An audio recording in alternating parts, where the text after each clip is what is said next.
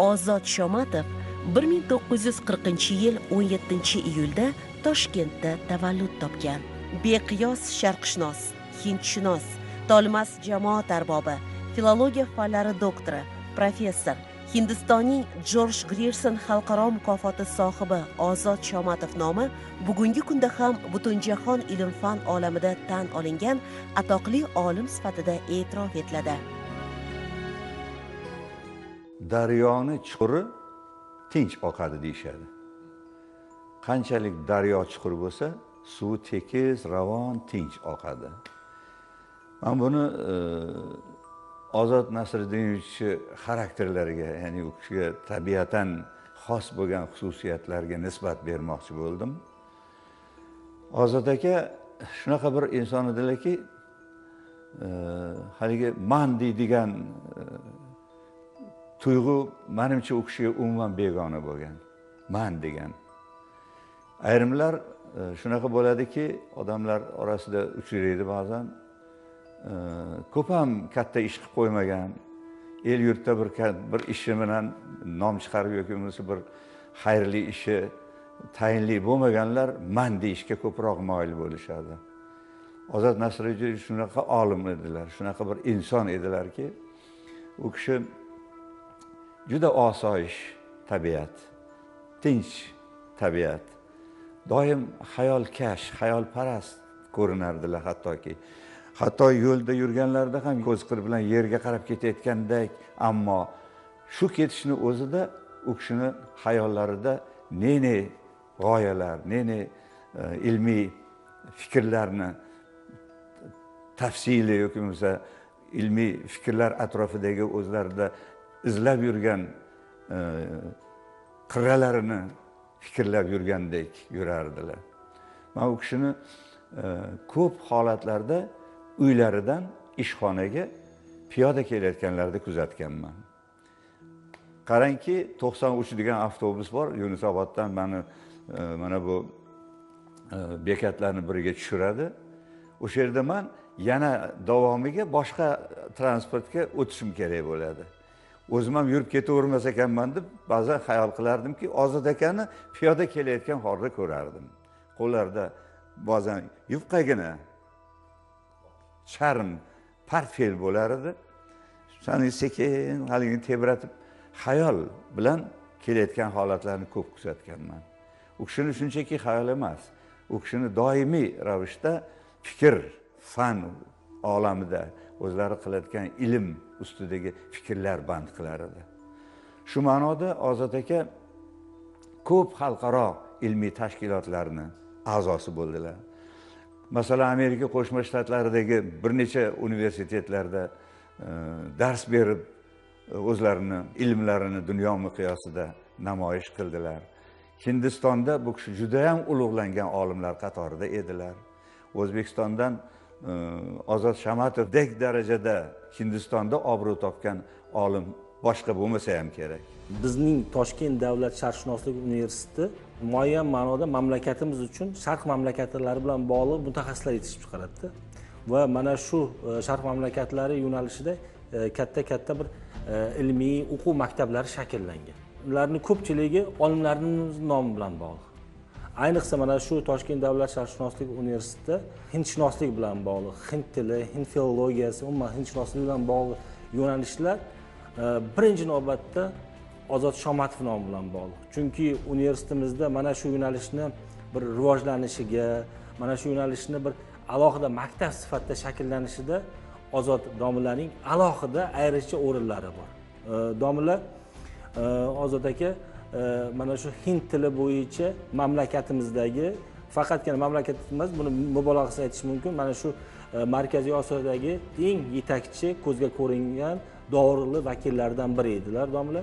Va mana shu domlaning sa'y harakatlari bilan, mana shu domlaning katta bir ijtihodlari bilan, tirishishlari bilan bizni universitetimizda hindshunoslik, hind tili oyoqqa tura olib bir maktab sifatida shakllanib ulgurgan. Unvonul bayon kitobida olim shamga o'xshaydi. U yonadi va o'zgalarning yo'lini yoritadi deyilgan. Hamda yana bir joyida quyoshga ta'rif hojat emas.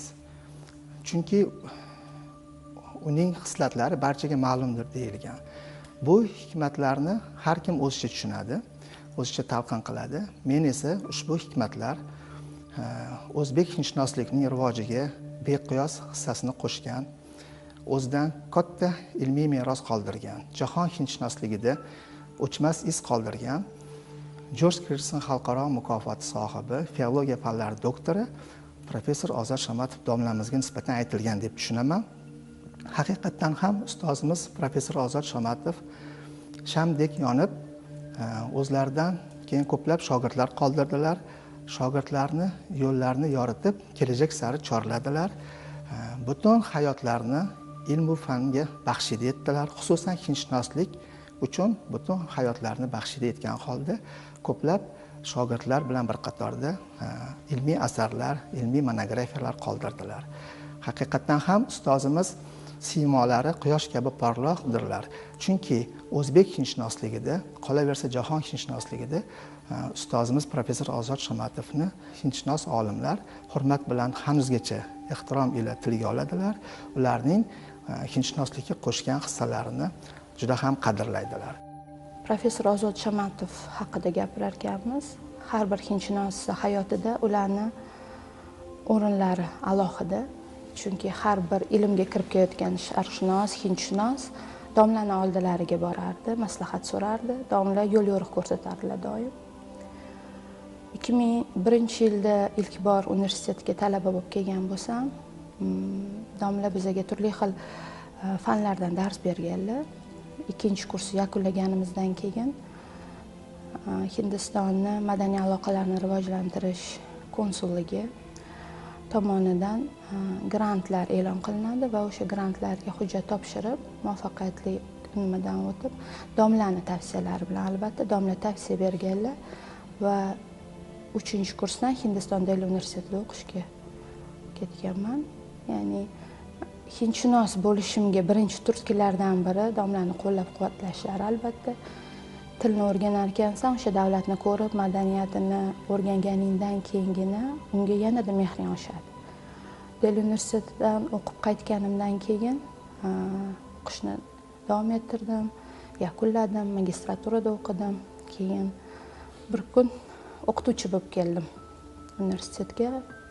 Tarjima nazariyat va amaliyot kafedrasi yangi ochildi 2011-yilda va birinchi guruh o'sha hind va turk guruhlari edi. Aynan magistratura tarjima nazariyat va amaliyot yo'nalishini bitirganim uchun shu kafedraga hind tili o'qituvchisi bo'lib keldim. Boshida qiyinchiliklar bo'ldi albatta. Kunlarning birida 2012-yil kuz oylarida domla chaqirdilar. Nilufar qizim Premchand bo'yicha xalqaro konferensiya bo'layotgan ekan dedilar. Meni magistrlik ishim Premchand asarlarini o'zbekcha tarjimalarni tahlili bo'yicha edi. Bir maqola yozsangiz, men uni ingliz tiliga tarjima qilaman deb ham mualliflikda yuboramiz konferensiyaga dedilar. Men buni doim ta'kidlab o'taman. Ilmga kirib kelishimga juda ham katta ta'siri bo'lgan shu konferensiya. Keyin javob xati keldi. Maqolalar qabul qilindi. Faqat ikkita ishtirokchi bo'lganingiz uchun bittalarni to'liq xarajatlaringni qoplaymiz. Ikkinchi yili yo'l kirani o'z hisobidan kelsa, bu yerdagi yashashni biz qoplaymiz degan ma'nodagi xat keldi. Xatni haqida, nima haqidaligini eshitganimda darrov xayolimga endi bormas ekanman degan bir ichimdan xayol o'tdi. Indamadim.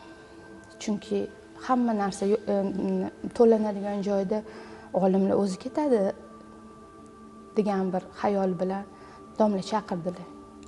Keyin kirib assalomu alaykum domla desam, ha keling, javob xati kelibdi dedilar. Rostdan dedim. Ichimda qirinda o'tyapti-da. Shunaqa borgim kelyapti shu konferensiyada. Keyin domla oldilariga olib, o'tiring qizim. Men hayotda juda ham ko'p chet el safarlarida bo'ldim, xalqaro konferensiyalarda qatnashdim. O'z olim sifatida o'zimga kerakli hamma yo'nalishlarda faol bo'ldim. Endi sizgalis. Siz ilm qilishingiz kerak, siz ilmga kirib kelyapsiz, siz davom ettirishingiz kerak ishingizni.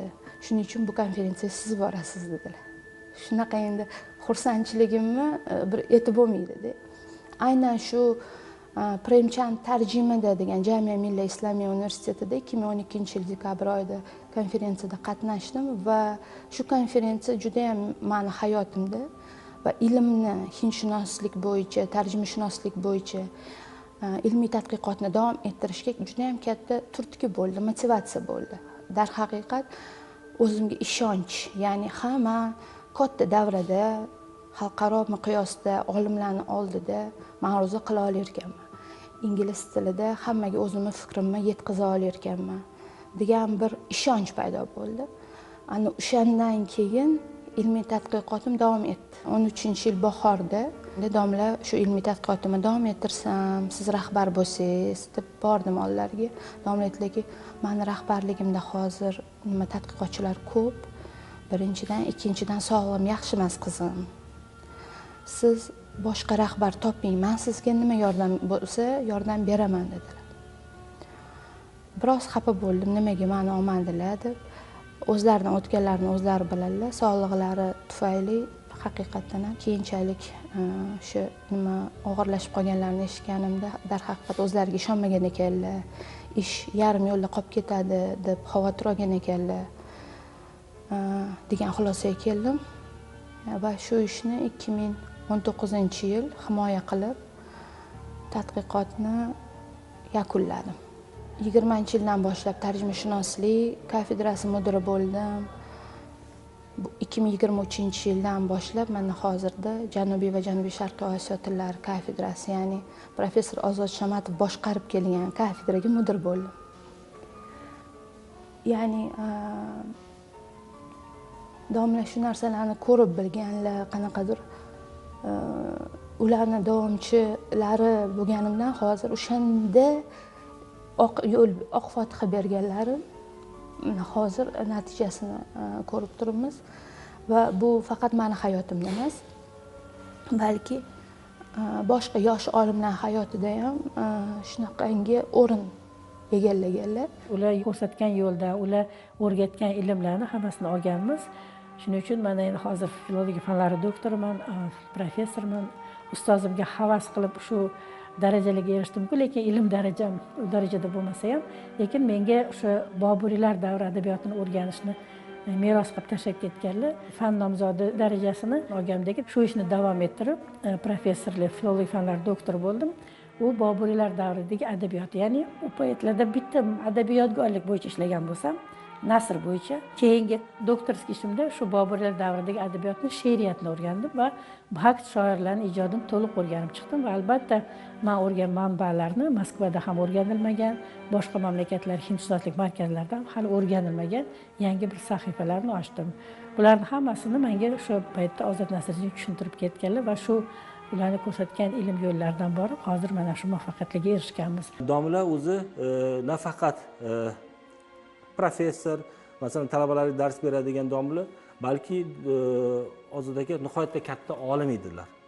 U kishini ilmiy ishlari, ayniqsa o'sha doktorlik tadqiqotlari, hind tili bo'yicha tadqiqotlari umuman dunyo hindshinoslarini nazariga tushgan va dunyo hindshinoslarini bir e'tirofiga sazovor bo'lgan ish edi. Doktorlik tadqiqotlari faqatgina rus sharqshunoslari yoki Markaziy Osiyo yoki O'zbekiston sharqshunoslari emas, bevosita hind sharqshunoslari ham hayron qolarli darajadagi bir tadqiqot sifatida baholashgan. Chunki hind tili tarixi bilan bog'liq, hind tilini eng murakkab bir yo'nalishlar bilan bog'liq jihatlariga domla o'sha doktorlik dissertatsiyalariga alohida e'tibor qilib tahlillar keltirganlar. Ham suratda, ham siyratda, ya'ni ichki mazmun mohiyat nuqtai nazaridan ham katta olim edilar. Har bir so'zlarida, har bir chiqishlarida yoki har bir ilmiy bir mulohazalarida u kishini o'sha olimlik siyrati ko'rinib turardi. Domla nihoyatda katta bilimga ega ekanliklari ko'rinib turardi. Domlani faqatgina hindshunos sifatida emas, ayniqsa bizning universitetimiz domlalari yaxshi bilishadi. U kishini katta bir nazariyotchi, lingvist sifatida ham bilishadi. Chunki bizdagi mana shu sharq tillari yo'nalishida masalan himoya kengashi bor. O'shanda PhD dissertatsiyalar, umuman nomzodlik dissertatsiyalari himoya qilinsa yoki doktorlik dissertatsiyasi himoya qilinganda har bir tadqiqotchi muayyan, masalan turk tili bo'yicha bo'ladimi, arab tili bo'yicha bo'ladimi, fors tili bo'yicha bo'ladimi, xitoy, yapon ahamiyati qaysi sharq tili bo'yicha ham ilmiy ish yozayotgan o'sha tadqiqotchi bevosita bir nazariy masalalar bo'yicha, tilshunoslik umumiy masalalar bo'yicha albatta Ozod Nasriddinovichdan demak ilmiy maslahat, ilmiy konsultatsiya olishadi. Chunki domlani quvvai hofizasi ham, ilmiy ufqlari ham nihoyatda keng edi. Domla katta bir nazariy maktab ko'rgan, katta nazariy fundamental asarlarni demak o'zlariga singdirgan olim edilar va jo'yali maslahat berardilar. Jo'yali maslahat bergani uchun doim u kishini oldiga domla mana shunaqa ilmiy ish qilyapman, mana shu yoqqa kelib men bir to'siqqa duch kelib qoldim, bu yoqqa o'ta olmayapman, mana shu yoqqa nima maslahat berasiz deb kelsa, domla nihoyatda to'g'ri maslahat berardi va o'sha ma'lum bir to'siqqa duch kelib qolgan tadqiqotchi albatta o'sha to'siqdan oshib o'tib, keyin o'sha yangi bir yo'nalishlarni ko'ziga ko'rsatib bera olardilar domlalar. Shuning uchun ham domlalarning oldilariga doim tadqiqotchilar ko'p bo'ladi. Masalan, o'zimdan ham bir misol keltirishim mumkin. Janubiy Sharqiy Osiyo tillari kafedrasida professor lavozimida ishlardilar. Biza bu turkiy tillar kafedrasida ishlar edik. Men o'sha doktorlik dissertatsiyamni yozish jarayonida ayrim paytlarida domlalardan maslahat olgan o'rinlarim bor. Bir safar o'sha domlalarning oldiga kelganimda o'sha turkiy hujjatchilik tarixi bo'yicha, ilmiy ishim bo'yicha maslahat olganimdan keyin domla hattoki kutubxonalari bo'lardi, kitob javonlari, ko'plab kitoblar turardi. O'sha kitoblardan bittasini 4 jildlik kitobni olib men qo'limga berib, bu qaysi kitob dedi? Arabiy imloda Qo'shg'ariy divan lug'at turk asari Uyg'ur tilidagi nashri ekan. Domla bu Uyg'ur tilidagi nashri desam, bo'ldi, bu kitob sizniki deb menga o'sha kitoblarni ham sovg'a qilganlari men ko'nglimda hali ham qolganda, o'sha o'zi Uyg'urcha nashri bizda kam edi. Domlalarni o'sha sharofatlari bilan meni o'sha kutubxonamda alohida Uyg'urcha nashri ham o'sha domlalardan bir esdalik sifatida ham qolib ketgan edi. Domla mana shunaqa ilmni qadriga yetardilar va o'sha tadqiqotchilar uchun qanaqadir rag'bat bera oladigan so'zlarni yoki qanaqadir rag'bat bera oladigan bir qo'llov xarakteridagi bir yo'nalishlarni bera olardilar domla. Ozod Shamatovdek insonlar haqida gapirganda men birgina ta'rif bilan u kishiga ta'rif bergim keladi. Ozod Shamatov haqiqiy ensiklopedist, O'zbekistonni butun jahonga tanitgan qomusiy olim sifatida juda mashhur va ma'lum edilar. Ozod Shamatov ilmiy faoliyatlari nafaqat bizni O'zbekiston sharqshunoslariga, balki butun o'sha O'zbekistondan tashqari Markaziy Osiyoda, Markaziy Osiyo davlatlaridan tashqari butun o'sha sobiq Sovet ittifoqiga kirgan butun respublikalar, undan tashqari jahon, uzoq sharq mamlakatlari, yaqin sharq mamlakatlari, okean orti davlatlarida ham u kishining ilmiy faoliyatlari va ular yozgan maqolalar, monografiyalar va ilmga qo'shgan hissalari juda mashhur va ma'lum edi. Ozod aka ko'p yillar mobaynida O'zbekiston sharqshunoslik ilmiga hissa qo'shib keldilar.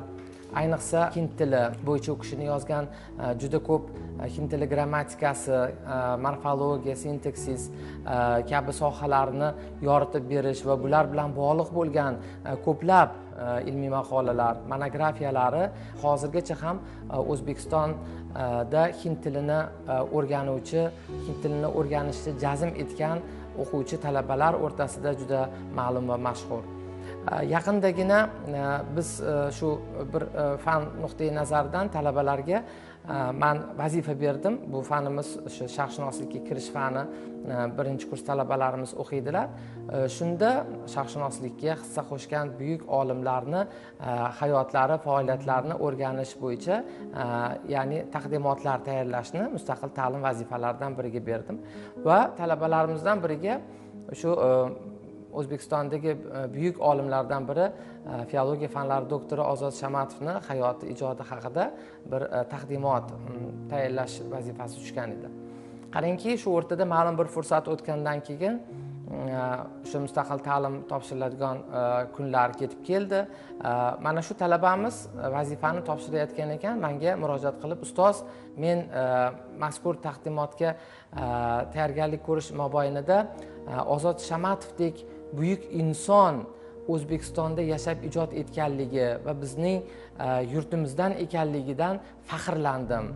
U kishi darhaqiqat O'zbekiston sharqshunosligiga shunchalar ko'p hissa qo'shgan ekanlarki, men o'zim uchun bu kishi haqida bir yangi dunyo ochdim deb oddiygina birinchi kurs endi tetapoya qila boshlagan, sharqshunoslik ilmiga endi kirib kelayotgan talabani bu olimimiz haqidagi katta e'tirofi edi. Undan tashqari yaqinda bir talabamizga shu vazifalarni bajarish mobaynida Janubiy Osiyo tillariga kirish kitobini topib berib, shundan foydalanish ehtiyoji tug'ilib qoldi. Men o'zimda ham mana shu kitob bor edi. Muallifi albatta filologiya fanlari doktori professor Ozod Shamatov bo'ladilar. Janubiy Osiyo tillariga kirish o'quv qo'llanmasi.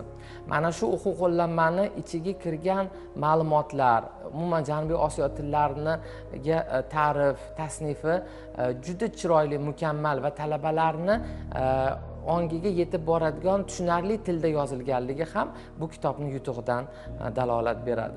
Ozod Nasriddinov juda ko'p qirralari ko'p. Ularning olim sifatidagi bu qirralari bo'lsa, albatta faqat kitob bilan gazetani ichida ko'rasiz. Qachon kelsangiz, uylarga borsangiz ham xonalarda kitobda biror narsa o'qib, yangi narsa yozayotgan bo'ladilar. O'quv jarayonida ham qachon qarasangiz xonalarda, kutubxonaning ichida o'tirardilar, kabinetlari kutubxona edi. Doim nimadir o'qib, shu o'qigan narsalarning hammasini yonida turli xil belgilar yozilgan bo'lardi-da. Ya'ni mana bu Muhibi Ulfatxonga gazetada maqola chiqdi, uning ilmiy ishiga, uni adabiyotga yaqin. Yoki mana bu Dakini haqida maqola bor ekan, buni Abdurahmonov Muhayyoga berishim kerak. Yoki lingvistika bo'yicha bir gazetadami, kitobda maqolami yoki bironta yangi kitob bo'lsa, albatta buni shogirdim Nurmatov Sirojiniga berishim kerak. Har bitta odamni o'zini mavzusiga kerak narsani yoniga yozib, keyin uni tarqatishni boshlardilar va bu jarayon abadiy davom etgan. Albatta juda havas qilardik. Shunday olim, ko'p ilmga ega bo'lganlari bilan shunaqa kamtarin, eng ilmga qiziqadigan, kitobga qiziqadigan insonlarni hurmat qilganlar va shularni ko'rib o'zlarining xohishlari bilan ularga doim yordam berib kelganlar. U bizning universitetimiz mutaxassis bo'ladimi yoki chetdan kelgan bo'ladimi? Shu ilmni shunchalik hurmat qilganlarki, kitob o'qib kelgan odamni hech qachon yonlaridan qaytarmaganlar.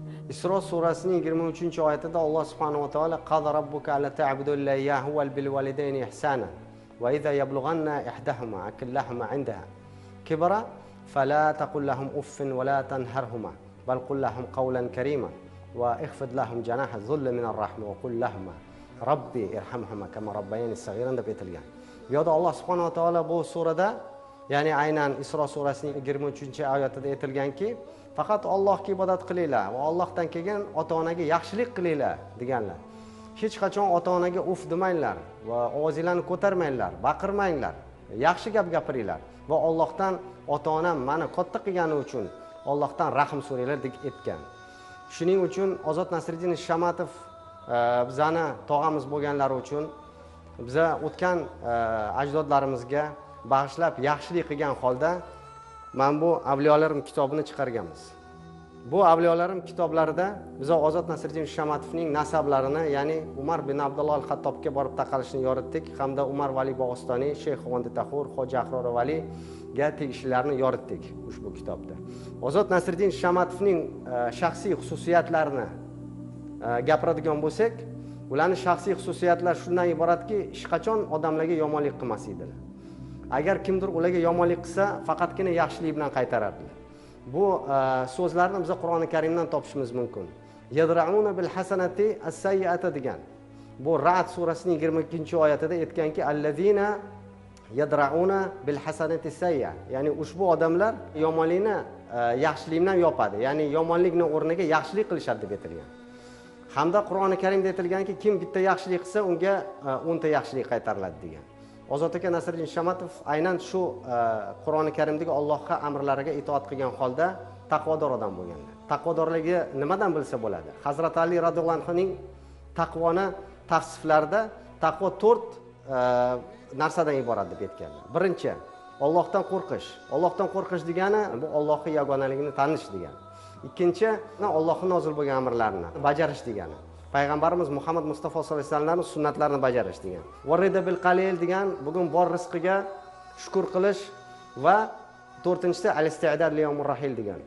Ali radhiyallohu anhu. Al-isti'dad li yawmir rahil degani bu doim har kuni Allohga yoddan qo'ymaslik, zikr qilish degani. La ilaha illalloh deyish. Ozod Nasriddin Shamatov aynan shunaqa odam bo'lganlar. Har kuni kimnamdir gaplashsa, hamkasaba bo'ladimi uyda, doim og'izlaridan Xudo xohlasa, inshaalloh degan so'zlari tushmasdi. Bugungi rizqiga ular rozi qilgan bo'lgan holda rizqiga doim rozi bo'lganlar.